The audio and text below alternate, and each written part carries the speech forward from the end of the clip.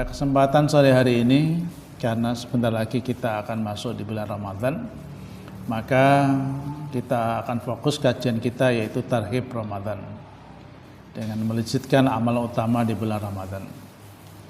Bapak Ibu yang dimuliakan Allah, kita sekarang berada di bulan Sya'ban, tepat di tanggal 17 Sya'ban ya. Berarti tinggal berapa hari lagi? Ya, tinggal 11 hari ya. 11 hari lagi kita akan masuk di bulan Ramadan. Sebagaimana maklumat pimpinan pusat Muhammadiyah yang terbaru bahwa 1 Ramadan ya 1446 itu bertepatan tanggal 1 Maret 2025 yaitu hari Sabtu. Sekarang hari Ahad, besok Ahad lagi dan Sabtu depan kita memulai berpuasa. Berarti biasanya di bulan Ramadan kita hidupkan dengan yaitu malam-malam salat tarawih. Walaupun sebetulnya salat tarawih itu sudah biasa kita lakukan dengan salat malam-malam yang selama ini menjadi kebiasaan kita. Tapi karena di bulan Ramadan, maka perlakuan kita khusus yaitu dengan menghidupkan yaitu salat tarawih. Bapak Ibu yang dimuliakan Allah, karena kita berada di bulan Sya'ban, di akhir bulan Sya'ban, tentu ingatan kita adalah bahwa Sya'ban itu adalah bulan yang mulia ya, di samping bulan-bulan yang lain. Bahkan Nabi Shallallahu Alaihi Wasallam itu memperlakukan bulan Sya'ban itu dengan perlakuan yang khusus ya. Kata Nabi, wa ana uhibbu an turfa amali wa ana sha'im. Di bulan Sya'ban itu bulan di mana banyak dilupakan manusia, dan di saat itulah amal kita itu dilaporkan kepada Allah. Dan di saat dilaporkan kepada Allah, kata Nabi, saya suka di saat itu saya sedang berpuasa. Maka Nabi sallallahu alaihi wasallam di bulan Sya'ban itu memperbanyak puasa. Walaupun di hadis lain Nabi juga kadang tidak berpuasa. Itu menunjukkan bahwa sering berpuasanya di bulan Sya'ban itu tidak seperti berpuasanya di bulan Ramadan. Maka bagi kita yang sudah terbiasa berpuasa sunnah seperti misalnya puasa Senin dan Kamis ya, itu diteruskan saja sampai menjelang Ramadan. Atau misalnya kita tambah dengan Ayyamul Bait, tentu sudah selesai ya. Atau yaitu puasa Daud ya. Puasa Daud itu puasa 1 hari puasa, 1 hari tidak. Nah, itulah puasa-puasa yang bisa kita lakukan di bulan Sya'ban. Nah, Bapak Ibu yang dimuliakan Allah, ya, ini sesuai dengan hitungan yang ada di pimpinan pusat Muhammadiyah ya, bahwa hampir dipastikan bahwa nanti kita memulai puasa itu bersama-sama dan mengakhiri puasa juga bersama-sama ya. Lalu apa yang kita lakukan? Apa yang kita lakukan saat kita masuk atau awal bulan Ramadan? Orang-orang dahulu itu berarti apa? Orang-orang tua kita, bukan orang-orang soleh. Kalau salafus soleh itu mereka melakukan amalan-amalan sunnah ya, sehingga ada sebuah ungkapan fa innal hasanata al hasanatu ba'daha. Kebaikan itu ya biasanya akan nampak kebaikan setelahnya, dan orang-orang soleh itu biasanya menampakkan kebaikan itu tidak terbatas pada bulan Ramadan saja, tapi bulan Sya'ban mereka juga melakukan kebiasaan-kebiasaan amal soleh. Nah, orang-orang Jawa kita biasanya kalau menjelang hari-hari mau masuk Ramadan begini, biasanya melakukan setidaknya ada beberapa tradisi. Ya, tradisi itu apa? Tradisi itu kebiasaan atau adat istiadat yang turun-menurun dilakukan oleh nenek moyang kita. Ada tradisi yang sering dilakukan, yang pertama istilahnya tradisi sungkeman. Apa? Sungkeman. Sungkem itu maksudnya silaturahim ya. Silaturahim Ya. Kalau orang silaturahim itu tujuannya untuk apa? Ya, di samping untuk mempererat hubungan persaudaraan, juga biasanya adalah sarannya untuk saling memaafkan. Ya. Nah, maka biasanya ya orang-orang itu kalau mau masuk di bulan Ramadan itu saling meminta maaf, gitu ya. Saling meminta maaf. Cuma persoalannya, apakah meminta maaf harus nunggu masuk bulan Ramadan atau di akhir Ramadan atau setelah Ramadan. Nah itu ya. Jadi itu ya. Jadi meminta maaf itu kan tidak dibatasi saat kita mau memulai ibadah atau setelah selesai ibadah. Tapi itu sudah menjadi sebuah tradisi ya. Ya, maka yang baik kita teruskan, yang enggak baik ya tidak usah kita teruskan. Ya, maksudnya yang baik itu adalah ya silaturahim itu bagus gitu ya. Tapi yang enggak baiknya itu kan harus dibatasi waktunya. Nah, itu yang enggak baik. Jadi silaturahim itu kapan saja bisa kita lakukan, tidak harus dibatasi waktu. Yang kedua ada istilah apeman. Apa? Apeman. Nah, apalagi kalau sudah malam nisfu Sa'ban itu ya kupatan dan lepetan. Nah, apeman. Apeman itu adalah apa? Ya, antara satu dengan yang lain saling apa? Saling berbagi apem. Nah, apem. Berbagi apem itu maksudnya sebagai ungkapan, ya, ungkapan di mana seseorang itu saling apa? Saling memaafkan. Jadi kata apem itu diambil dari kata afun. Apa? Afun. Afun itu ya saling minta maaf itu. Ya, lidah Jawa itu kan lidah tidak bertulang. Jadi kata afun atau afwan itu lalu kerumune apem, ada apeman. Nah, digantilah kowe apem. Jadi itu ya. Nah, jadi kalau mau menjelang akhir Sa'ban itu saling bertukar kue apem. Nah, kenapa tidak pakai kurmaan gitu? Saling bertukar kue kurma gitu ya. Itu lebih bagus ya soalnya ya. Soalnya kalau mau puasa itu kan butuh kurma banyak. Nah ini ya. Yang ketiga padusan. Apa? Padusan. Nah ini dulu saya ketika kecil lah ya. Itu biasa kalau mau menjelang Ramadan itu ya adus nanti adusnya sendang gitu ya. Adusnya sendang ya, mandi jinabat ya, rame-rame gitu ya, bersih-bersih diri ya, padusan ya. Di mana orang-orang membersihkan dirinya sehari sebelum puasa. Nah ini gambarannya begini, baik lahir maupun batinnya. Jadi, rame-rame adus gitu ya. Nah, jadi seolah-olah tidak ada aurat lagi gitu ya. Padahal mandi itu kan aurat ya. Ya.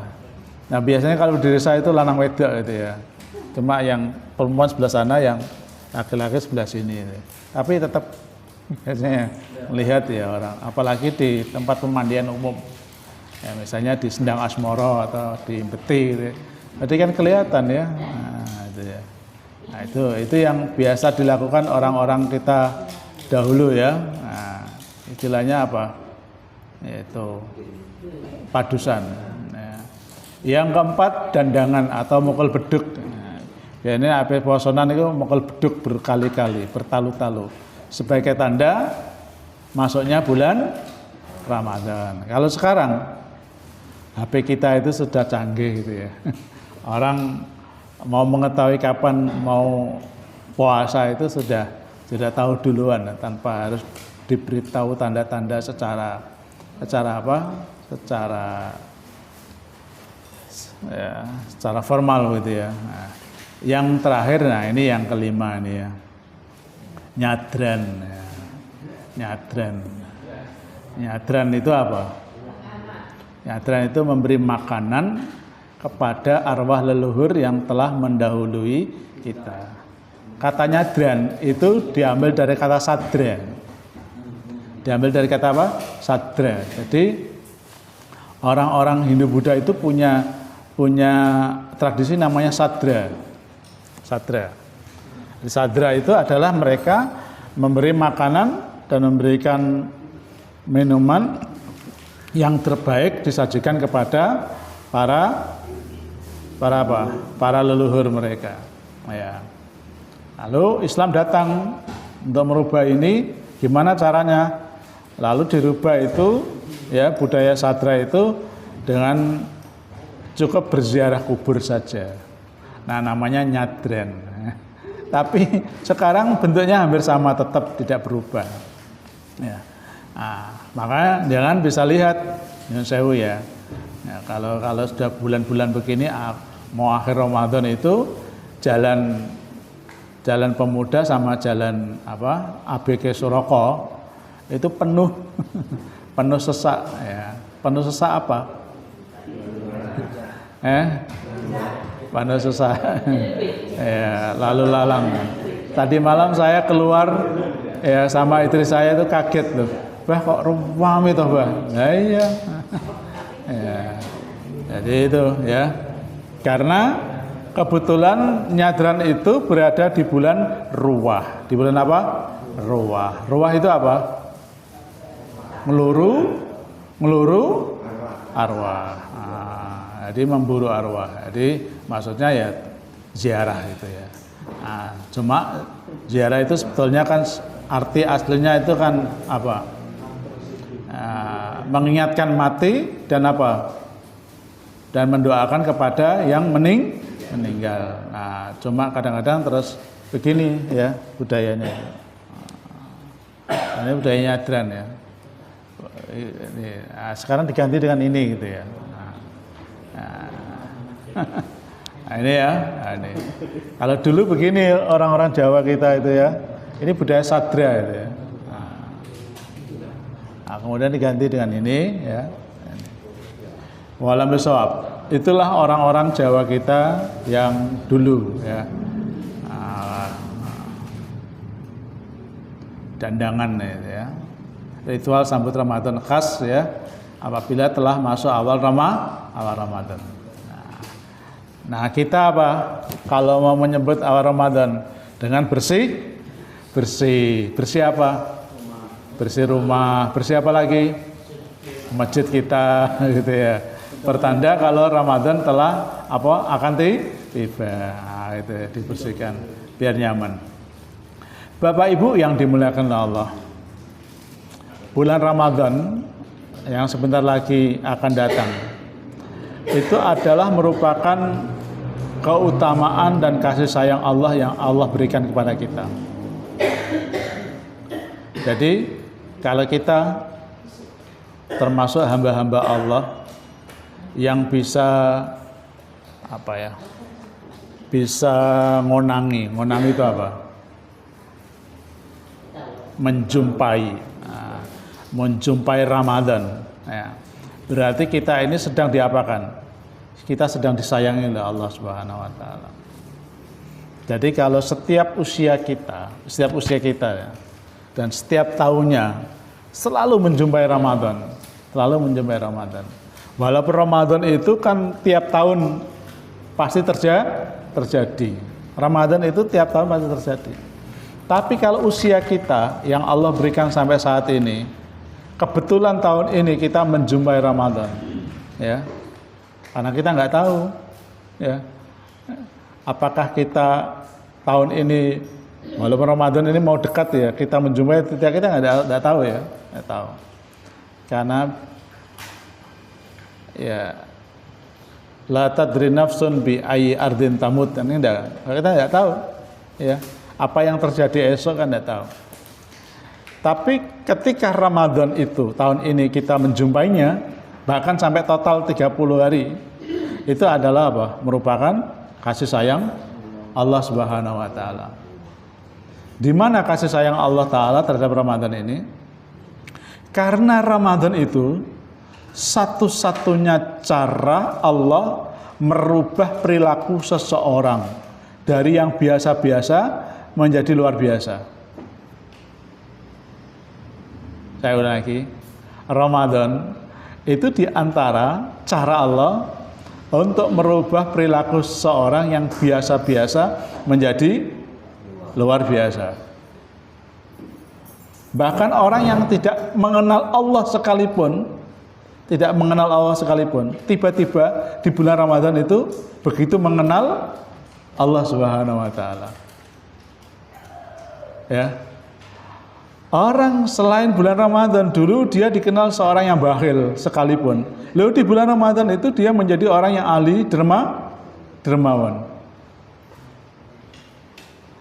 Orang ketika dulu di luar Ramadan dia tidak pernah memperhatikan hal-hal yang sunnah. Tapi di bulan Ramadan amalan-amalan sunnah itu menjadi sesuatu yang menarik, bahkan dinikmati. Saking menikmatinya kadang-kadang berlebihan. Berlebihannya apa? Ngaji itu kan hukumnya apa? Mengaji Al-Quran. Hukumnya apa? Wajib atau sunnah? Sunnah ya, sunnah. Nah, sebelum Ramadan dia ngajinya biasa-biasa saja. Kadang juga ngaji, kadang enggak. Nah, tapi kalau di bulan Ramadan itu 1 bulan penuh ngaji. Bahkan durasi waktunya itu tidak masuk akal. Tidak masuk akalnya gimana? Dia ngaji sampai jam 12 malam. Pakai apa ini? Toa. Pakai toa. Ya, pakai toa. Dan berlama-lama di masjid mengaji Al-Quran pakai toa sampai jam 12 malam. Ya. Baik enggak itu? Baik enggak? Baik enggak, Mas? Ngaji kok apa enggak? Persoalannya ya ada hak saudara kita yang lain untuk apa? Istirahat ya. Maka bolehlah kalau emang ngaji harus melalui membran ya. Tapi ya diukur waktunya ya. Ya kalau itu dianggap sebagai syiar Ramadan ya sampai jam 9 malam lah ya, atau setengah 10. Kemudian kalau mau diteruskan ngajinya ya cukup apa? Sonya dari dalam. Cuma yang gitu-gitu nggak menarik biasanya ya. Nggak menarik. Yang menarik itu kalau keluar di rumah orang akeh. Nah, itu ya. Nah, jadi itulah rahmat Allah ya. Jadi merubah perilaku seseorang yang tadinya biasa-biasa itu menjadi luar biasa. Kita, Pak, ya, salat malam kalau di luar Ramadan, ya, di luar Ramadan. Sampean salat malam di luar Ramadan berapa rakaat? Paling banter ya, paling banter 5 rakaat atau 7 rakaat wis apa? Wis wakeh ta saiki? Iku nek iso, kadang cuma telung rakaat ya. Iku ketake sumpah Pak ya. Kita itu kalau di luar Ramadan, sebelum Ramadan gini, masih di bulan Saban ini, salat malam 3 rakaat itu ketake wis wakeh gitu ya. Wis wakeh. Padahal sunnahnya maksimalnya berapa?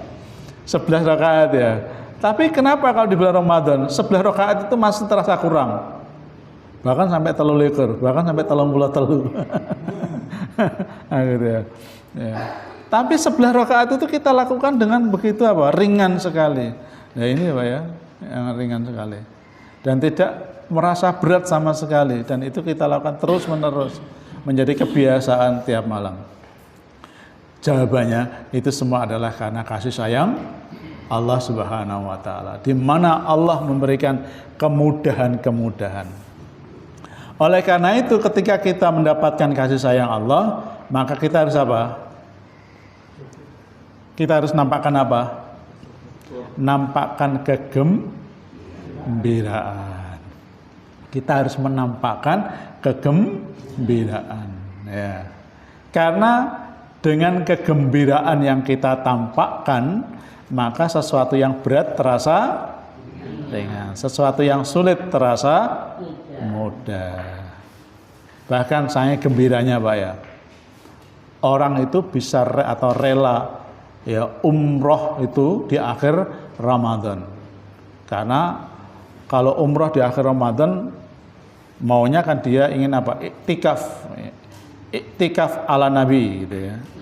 Di mana? Di Masjid Nabawi. Nah, jadi iktikafnya di Masjid Nabawi, kemudian ditambah setelah selesai Ramadan ya, dia umrah di Masjidil Haram, atau dia umrah dulu di Masjidil Haram, kemudian dia iktikaf selama 10 hari di Masjid Nabawi. Nah, bayangkan Pak, 10 hari penuh kita iktikaf di Masjid Nabawi. Kira-kira gimana Pak? Wah, luar biasa Pak ya, luar biasa. Ya, mulai-mulai mangan hotelnya kan cedek. Ya, sahur saja sama buka, balik meneh nang masjid meneh. Ya, terus beraktivitas itu. Suami istri berangkat umroh. Ya. Umroh di akhir Ramadan itu biayanya sampai berapa juta? 40 juta. Nah, suami istri berarti berapa? 80 juta, belum sangune. Kira-kira 5 juta. Cukup? Tidak cukup, 10 jutaan. Berarti sudah hampir 100 juta. Gitu ke mobil Xenia second oleh enggak? Susu. Tapi kata Allah, ini Pak. Kata Allah. Ini kata Allah, ya. Huwa khairun mimma yajma'un. Kalau kalian diberi rahmat Allah dan fadilahnya, kemudian kamu gembira, tentu tidak gembira saja lah ya. Kalau gembira itu kan senang tok ya. Nah, kegembiraan itu diwujudkan dengan amalan-amalan yang ada di dalam rahmat Allah itu. Nah, kalau kita bisa menampakkan itu dalam aktivitas keseharian kita, kata Allah, huwa khairun mimma yajma'un. Tidak bisa diukur dengan harta yang kita miliki. Nah, itu ya. Makanya kenapa orang yang berangkat haji itu kepengen berangkat haji lagi.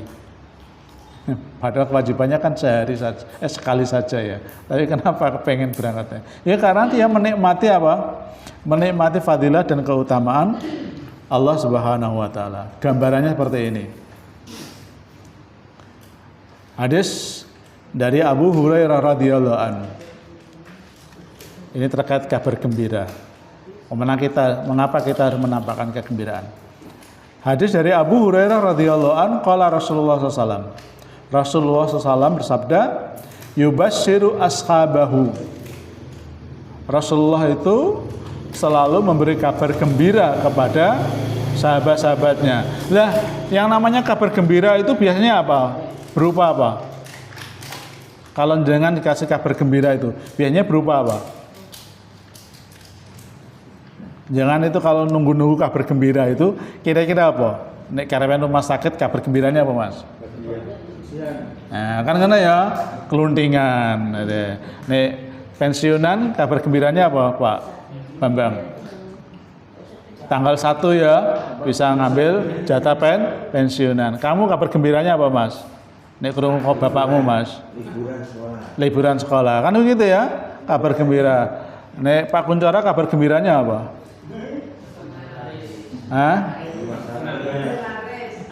Dagangannya laris. Nah, gitu. Jadi biasanya itu kabar gembira yang kita yang kita nantikan itu biasanya bersifat materi ya, rata-rata gitu ya. Nah, Rasulullah beri kabar gembira itu ternyata bukan materi. Apa? Kata Nabi, qad ja'akum syahrul Ramadan. Kabar gembiranya telah datang bulan Ramadan. Apa hubungannya Ramadan dengan kabar gembira? Nyambung nggak Pak? Kan seolah-olah nggak nyambung ya. Ya, biasanya kabar gembira itu oleh materi, oleh duit dan lain-lain gitu ya. Ini enggak. Begitu mau datang bulan Ramadan, Rasulullah beri kabar gembira. Nah, ternyata kenapa Ramadan itu menjadi sebuah kabar gembira? Karena Ramadan itu disebut oleh Nabi ya dan Allahnya sebagai syahrul mubarak. Apa Pak? Syahrul mubarak. bulan yang penuh berkah. Kajiannya panjang lebar kalau saya ngaji ini ya. Tapi setidaknya mau saya kasih bocoran halusnya. Mubarak, berkah. Berkah itu apa, Pak? Berkah itu az-ziyadah. Berkah itu selalu bertambah, la nukson, bertambah tidak pernah berkurang. Itu berkah. Tapi berkah itu bisa jadi yaitu barangnya saiti, tapi nggak pernah entek, nggak pernah habis. Itu berkah. Makanya rezeki kita itu kan beda-beda ya Bapak Ibu ya. Rezeki kita itu beda-beda ya. Ada yang dapat 1.000, ada yang dapat 2.000, ada yang dapat 3.000. Ya maksimal kita ya, karena bukan spesialis ya, dapat 5 juta itu sudah alhamdulillah per bulan ya. Ya, tapi ada ini gajinya di atas 5 juta. Ya. Alhamdulillah ya. Ya, dapat 1 juta nggak pernah habis. Dapat 2 juta juga nggak pernah habis. Padahal menurut pikiran kita gaji 1 juta itu nanti gawana bravo cepet entek ra. Habis mau ngejak anak be istri ya. Iya Pak ya. Pak Razi ya. Amin ke bravo ngejak anak be istri. 1 juta itu entek ra. Saya kalau pesanan anak saya di pondok itu, kalau barengan belanja saya itu, nah kalau sampai ini, ya, pesenannya anak putri itu kan macam-macam. Nah, ini saya kira bravo tak itu, Pak Aris ngeluh. Nah, tapi Allah memberi keberkahan, loh, sakmono kok cukup. Sampai anak guru itu ditanya gajimu pira? 500.000. Nah kok iso mangan? Poso Pak. Nah, gitu ya. Nah ini cara Allah menjadikan bahwa yang sedikit itu tidak akan pernah habis. Manakala tadi disyukuri nikmat Allah itu ya. Jadi itu berkah itu ya. Ya. Berkah itu biasanya diperebutkan banyak orang ya. Diperebutkan banyak orang. Maka kalau kenjangan dapat, seneng nggak? Seneng. Itu ya, senang Pak. Maka Ramadan itu diperebutkan banyak orang. Ramadan itu diperebutkan banyak orang. Nah, puncaknya berkah itu adalah as-sa'adah. Apa Pak? As-sa'adah. Apa itu? Kebahagiaan, kemuliaan. Itu yang disebut dengan mubarak. Nah, bentuk-bentuk keberkahan Ramadan yang bisa kita jumpai di hadis ini, iftaradallahu alaikum siyamahu. Ya. Ramadan itu Allah wajibkan bagi kalian untuk berpuasa.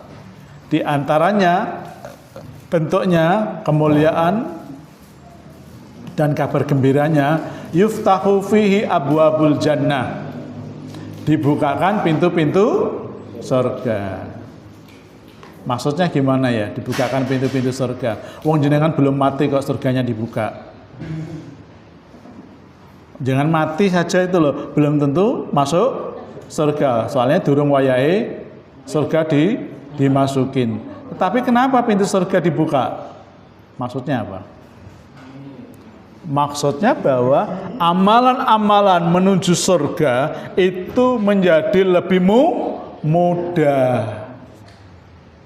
Nek jangan poso, pokoknya poso kabeh ya. Nek ngene kan ana sing poso sing ora, pokoknya dikai ngene iki apa? Hidangan gini ya, poso piye wong sebelah ra poso. Nah, tapi kalau kabeh poso kabeh ya, itu kan semangat untuk beramal-amal yang menuju surga itu mudah ndak? Mudah itu ya. Misalnya kita sebagai karyawan ya, bekerja di rumah sakit. Mulai jam 7:30 sampai jam 4. Abot atau enggak, Pak? Abot ya. Tapi bagi orang yang berpuasa, terutama di bulan Ramadan ya, itu ternyata mudah sekali dan tidak merasa berat. Kenapa? Karena puasa Ramadan ini adalah puasa di mana surga itu dibuka. Jadi amalan-amalan menuju kebaikan itu mudah. Sehingga ketika kita berpuasa saja, berpuasa tok itu loh Pak, kita tidak merasa berat. Termasuk amalan-amalan yang lain, itu terasa ringan sekali. Jadi orang kalau memberi buka puasa di bulan Ramadan, gampang nggak? Gampang. Padahal di luar Ramadan mungkin berat ya. Nah, jadi justru amalan-amalan di bulan Ramadan itu kita diberi kemudahan-kemudahan. Itu maksudnya pintu surga dibuka. Jadi pintu surga dibuka itu banyak orang menciptakan suasana Ramadan itu sebagai suasana surga. Jadi dunia itu miniatur surga saat berada di bulan Ramadan. Kira-kira begitu. Jadi kalau mau lihat surga, ya di bulan Ramadan itu. Kenapa? Karena hampir orang itu berbuat kebaikan. Yang kedua, wa yughlaqu fihi abwabul jahim, dan ditutup pintu-pintu neraka jahim. Artinya apa? Wah, neraka jahim belum ditutup. Ya. Neraka jahim itu ya enggak dibuka, ya enggak ditutup, ya ada gitu aja ya. Ya kapan dimasukinnya? Pada nanti hari kiamat ketika balasan-balasan orang yang timbangannya lebih berat dosanya, kejelekannya. Nah, mereka ada peluang untuk masuk neraka jahim.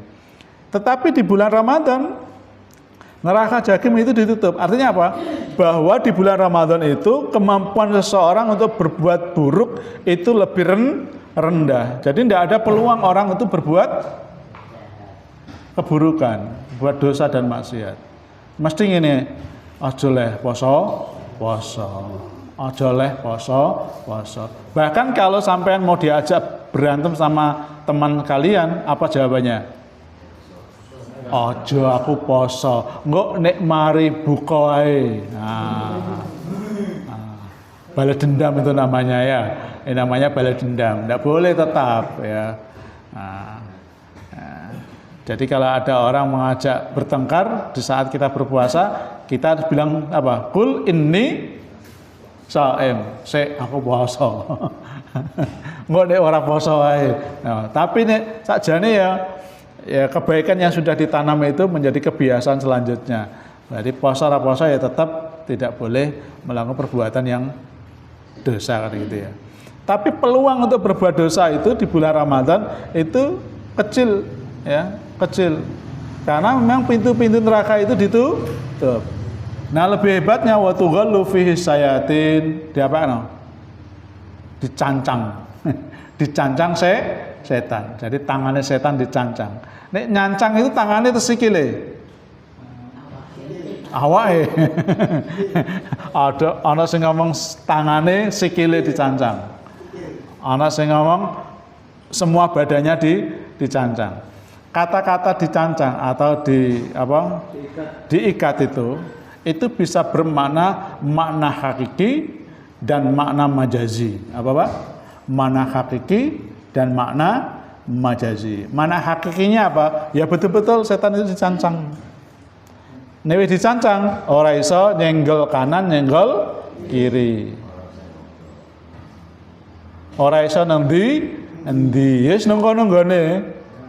Ya, saat dicancang, ya saat itu pula dia berada di tempat itu. Pak, enggak, setan ora iso nguyu, ora semangat. Jangan berpikiran seperti itu. Itu namanya makna apa? Makna hakiki, makna fisiknya. Makna majazinya apa? Makna majazinya setan itu penggawainya apa, Pak? Menggoda. Menggoda siapa? Manusia. Nah, ketika dicancang itu maksudnya kemampuan menggodanya semakin menurun atau melemah. Jadi setan itu tidak punya kekuatan apa-apa kepada orang yang berpuasa. Pak, nah iku ana wong poso kok dene kok mateni wong. Nah, berarti setannya lebih apa yuk? Lebih kuat, lebih ganas itu berarti. Pak, itu poso-poso kok bodoni wong, berarti setannya apa? Setan lu apa? Lebih ganas itu. Pak, itu poso-poso korupsi, berarti setannya apa? Nah, lebih kuat daripada. Nah, tapi pada umumnya, ya kemampuan setan untuk menggoda manusia menjadi lebih melemah, sehingga peluang untuk beramal-amalan surga itu menjadi lebih mudah, dan orang berbuat menuju neraka itu menjadi lebih sempit. Itu maksud majazinya ya. Terserah jenengan mau dimaknai hakiki atau majazi, manawi, terserah ya. Ya. Tapi arahnya ya lebih kepada majazi ya. Jadi yang ditaleni itu bukan tangan dan kakinya, tapi apanya? Kemampuan untuk menggoda manusianya menjadi lebih mudah. Ya. Fihi lailatun khairan min alfi syahr. Di dalam bulan Ramadan itu ada satu bulan atau malam yang lebih baik daripada 1000 bulan. Maka kata Nabi, tapi redaksi hadis ini banyak ya, seperti ini ya. Man hurrima khairaha faqad hurrima. Barang siapa yang mengharamkan ya, kebaikan bulan Ramadan, keberkahan Ramadan, maka dia tidak akan mendapatkan kebaikannya, tidak akan mendapatkan keberkahannya. Maka sikap kita minimal kita tampakkan kegembiraan itu sehingga kita nanti mendapatkan kemuliaan di bulan Ramadan. Bapak Ibu yang dimuliakan Allah. Nah, kapan kita memulai Ramadan ya? Kapan kita memulai Ramadan? Yang jelas ayatnya kan gini. Faman syahida minkumus syahra fal yasum. Apa Pak bunyinya? Faman syahida minkumus syahra fal yasum. Kalau kamu melihat bulan, maksudnya awal bulan ya, yang maksudnya di situ adalah bulan Ramadan, fal yasum, maka hendaklah kamu berpuasa. Berpuasa. Nah, ayat tadi dikuatkan, nah ini ayatnya ya, dikuatkan hadis sumu li ru'yatihi wa aftiru li ru'yatihi. Ya, berpuasalah kamu dengan melihat bulan dan berhentilah kamu berpuasa dengan melihat bulan. Ya. Fa in hubiya alaikumu fakmilu iddata sa'bana salasin. Yang lain fakmilu iddata ya, salasin. Di hadis yang lain fakduru lahu. Ya. Nah, ini menunjukkan bahwa sarana melihat bulan itu adalah sarana yang paling mudah pada zamannya, ya, pada zamannya. Nah, sementara kita saat ini ya banyak ya tidak menggunakan, sebagian itu tidak menggunakan ru'yah, tapi menggunakan hisab. Ya. Karena memang Nabi sendiri mengatakan inna ummatun ummiyatun la naktub wa la naksub ya asyara kada. Tadi sudah dibahas panjang lebar di pengajian sana. Jadi sesungguhnya umatku ini adalah umat yang ummi, tidak biasa menulis dan tidak biasa menghitung. Sehingga pantas kalau saat itu yaitu dengan cara apa? Melihat bulan. Ya seperti kalau kita memulai sholat ya. Memulai sholat pada zaman Nabi itu kalau sholat subuh melihat apa? Zaman Nabi. Walaupun itu tidak ada perintahnya loh. Ya. Nabi itu kalau mau memulai sholat subuh itu dengan melihat apa? Fajar sotik. Tapi kan nggak merintah. Tapi bagi Bilal ya itu perintah. Nabi tidak merintah kita. Kalau kamu mau sholat subuh, hendaklah kamu lihat fajar sotik. Tidak memerintah itu. Tapi bagi Bilal bin Rabah itu perintah. Perintahnya apa?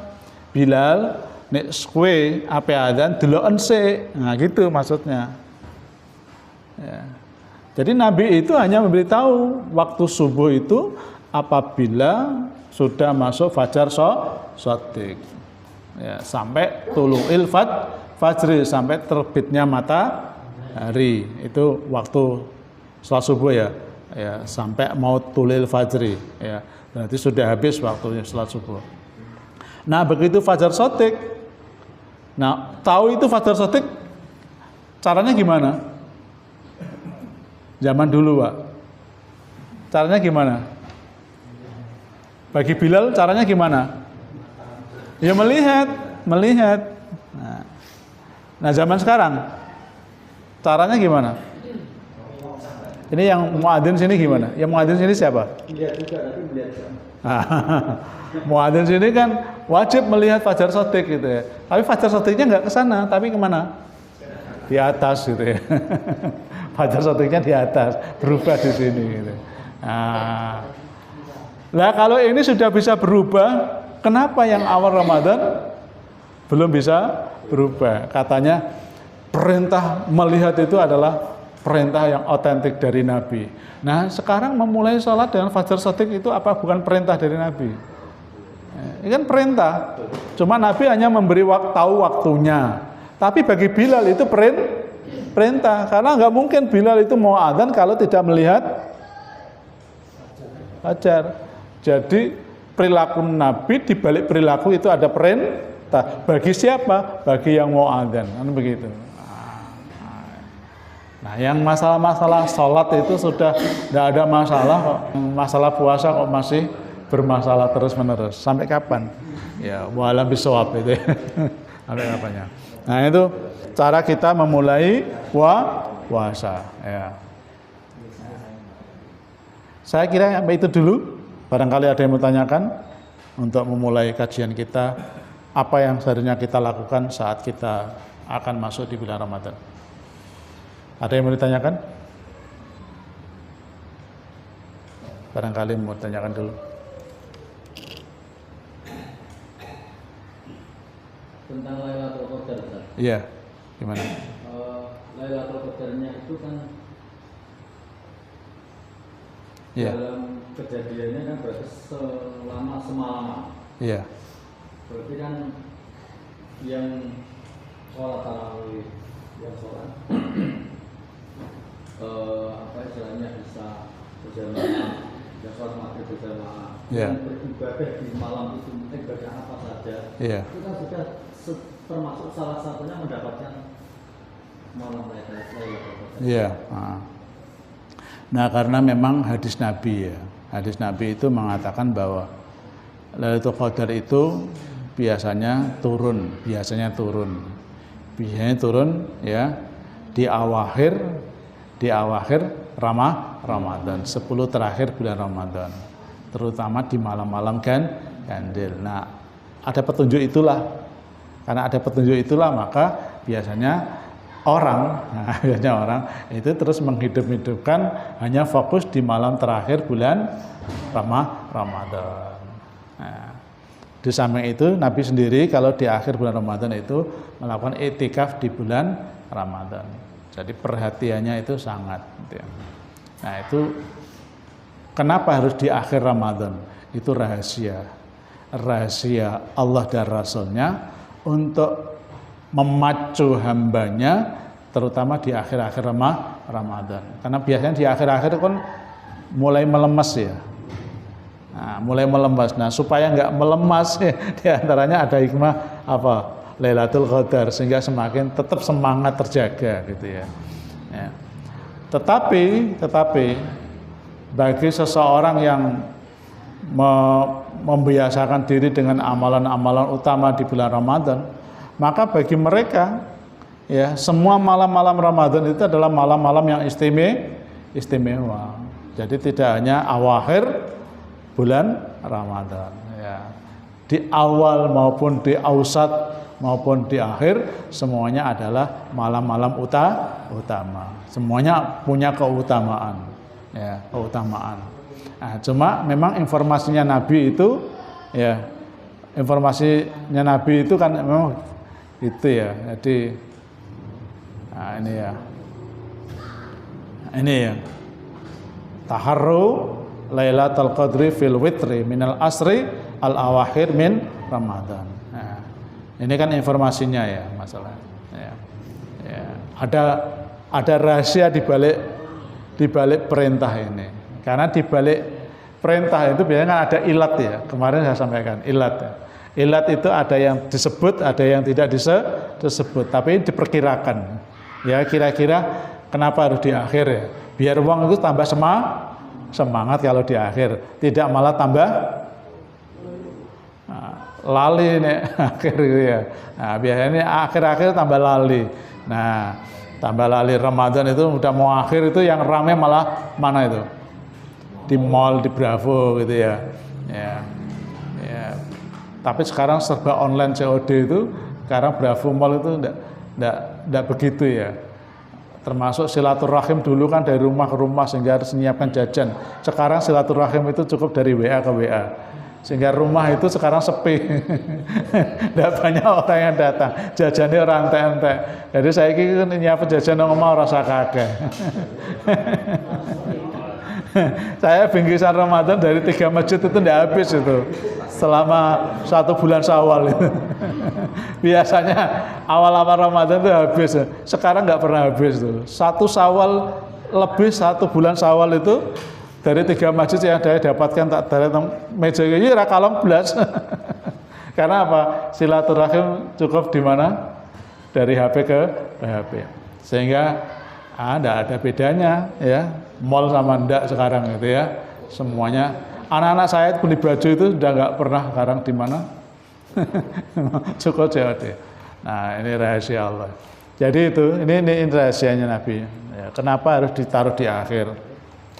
Biar orang punya perhatian lebih gitu ya. Yang kedua, kalau di akhir itu terjadi keistimewaan, kesannya lebih apa? Lebih mendalam. Coba kalau di awal-awal, akhirnya nggak berkesan gitu ya. Tapi kalau ditaruh di akhir, kesannya lebih mendalam. Apalagi kalau wah malam 17, 29 jangan dapat Lailatul Qadar gitu. Kesannya gimana? Tapi kan apakah jangan bisa memastikan dapat Lailatul Qadar? Nah, kan gitu ya. Yang bisa memastikan itu biasanya orang lain.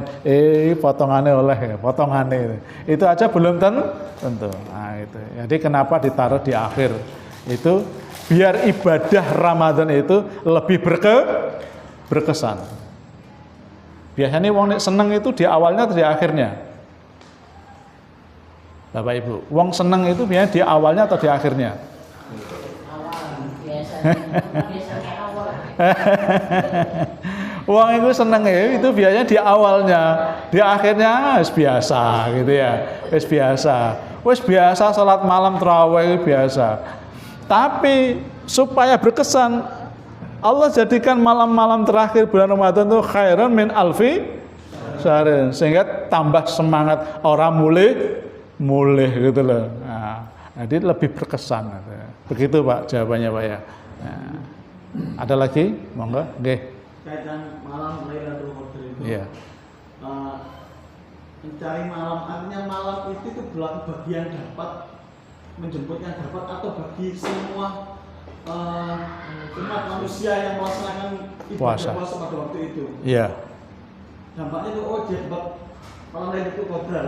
Artinya itu berarti per orang yang mendapatkan kemuliaan malam itu, ataukah berlaku malam itu akan dilipat gandakan 83 tahun tadi itu lebih baik daripada 1000 bulan itu bagi semua umat muslim seluruh dunia.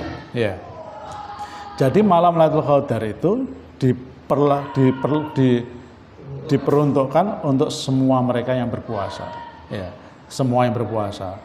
Siapa ya? Semua yang berpuasa di bulan Ramadan. Ya. Lalu apakah hanya diperuntukkan bagi orang yang dapat? Karena semua orang itu tidak bisa mengklaim dia dapat atau tidak. Nah, sesuatu yang tidak ditentukan siapa yang dapat atau tidak itu seperti undian itu Pak. Namanya undian itu ya, kartis undian. Sampai mari itu ditunggoni atau ditinggal mulai? Ben oleh apa? Lah ngono itu. Jadi namanya undian itu. Nah, itu ya, undian itu ya antara sing teko sik ambek sing teko ngguri padha enggak? Nah, tapi kan ada ngene ya. Apa istilahnya? Hasil tidak apa? Proses tidak mengkhianati hasil. Ada istilah gitu. Proses tidak mengkhianati hasil. Biasanya orang-orang yang dapat undian itu mereka yang memang semangat sejak awal itu ya menciptakan sebuah kondisi bahwa dia dapat. Jadi memang Ustaz, nah saya sudah semangat Muhammad begini kok ora oleh, ya berarti nasib gitu ya. Nasib. Tapi biasanya itu ya sejak proses awal kita ikuti semuanya, biasanya dapat itu. Nah, biasanya yang biasa-biasa ya ora oleh tenan gitu. Nah biasanya menunggu undian itu sampai entek, sampai mari. Nah begitu juga malam Ramadan, akhir Ramadan. Maka di situ kan disebut awakhir sampai terakhir. Nah, terakhir. Nah, sampai terakhir bulan Ramadan ya. Berarti malam 29 itu terakhir ya. Kalau malam 30 kan takbiran ya. Nah, gitu ya. Nah, itu harus tuh, jadi itu kepada semua saja yang berpuasa ya. Nah, apakah Lailatul Qadar itu akan turun setiap tahun? Ya iya jelas. Lailatul Qadar itu akan turun setiap tahun ya, sampai hari kiamat. Dan apakah seseorang itu akan mendapatkan Lailatul Qadar tiap tahun? Walam bisawab. Nah, gitu ya. Karena memang tidak ada penjelasan secara apa?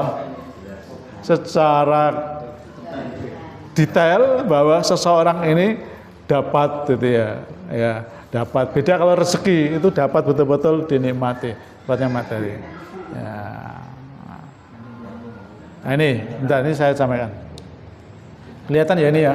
Ini untuk menjawab ini. Menjawab pertanyaannya. Coba dibaca, Pak Aris. Hikmah dirahasiakannya malam Lailatul Qadar di antara malam-malam bulan Ramadan adalah seperti dirahasiakannya kematian dan hari kiamat. Nah, seperti dirahasiakannya kematian dan hari kiamat. Kapan mati itu? Raro. Tapi kita kan pasti ingin menjemput kematian. Nah, terus.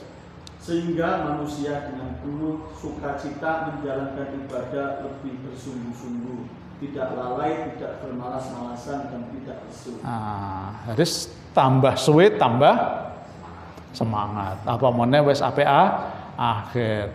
Ora apik akhir malah tambah ora nemu musala blas. Musolanya sepi. Makanya supaya enggak sepi, Lailatul Qadar diturunkan. Bagi yang percaya, yang enggak percaya ya orang nyambung gitu. ya Mas ya, bagi yang percaya enggak nyambung. Oh, Paul ya betul. Monggo Pak. Ini terkait makna dari setan-setan terbelenggu. Iya. Kalau dilihat kata-kata terbelenggu itu artinya sudah tidak bisa bergerak, tidak bisa kemana-mana. Iya. Tapi kenyataannya di lapangan justru di bulan Ramadan itu kesannya juga meningkat untuk setan. Ini berarti setan tidak terbelenggu, dia masih bebas. Nah, bagaimana memaknai hadis tadi? Nah, ya, tadi saya sampaikan. Jadi maknanya itu bisa makna apa tadi? Makna hakiki, bisa makna majazi. Makna hakikinya apa? Ya memang dibelenggu, setan dari dindi. Jadi serana setan ya. Karena setan wis dibelenggu kabeh, didekek ngene di penjara oleh di bawah tanah kira-kira gitu ya, dipenjara oleh Allah. Jadi wis dikerangkengi kabeh. Jadi engko dicul nek bengi gitu kira-kira. Bengi kan ora poso to? Ya, nek bengi poso enggak? Enggak. Dicul nek wis bengi. Nah gitu. Makane wis buka, ayo saiki tarung. Dicul nek bengi. Ya, dikerangkengi. Itu makna apa? Hakiki. Tapi maknanya majazi ya, yang dimaksud dibelenggu itu ya, maksudnya apa? Kemampuan setan itu semakin melemah. Kemampuan setan semakin melemah. Dengan catatan ya, seseorang itu berpuasa dengan puasa yang sebenar-benarnya, tidak hanya sekedar menahan apa? Kamin shaimin laisa lahu ilal apa?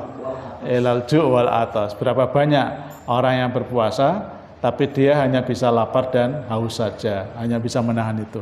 Yang lain tidak ditahan, ya podo ae, kemampuan setan tambah kuat. Soalnya dia berpuasanya tidak sesuai yang distandarkan. Tapi kalau puasanya sesuai dengan standar imanan, waktu saban, fa insyaallah setannya lemak, lepak-lepak gitu. Itu maksudnya hadis itu ya. Nah. Artinya diperuntukkan bagi yang berpuasa ya. Ya, berpuasa dengan puasanya yang benar, ya. Bukan sekedar iki kancaku kok poso, aku sungkan ora poso. Nah, yang gini-gini ku setane tambah senang kesempatan, dia tetap kuat itu yang menggodanya.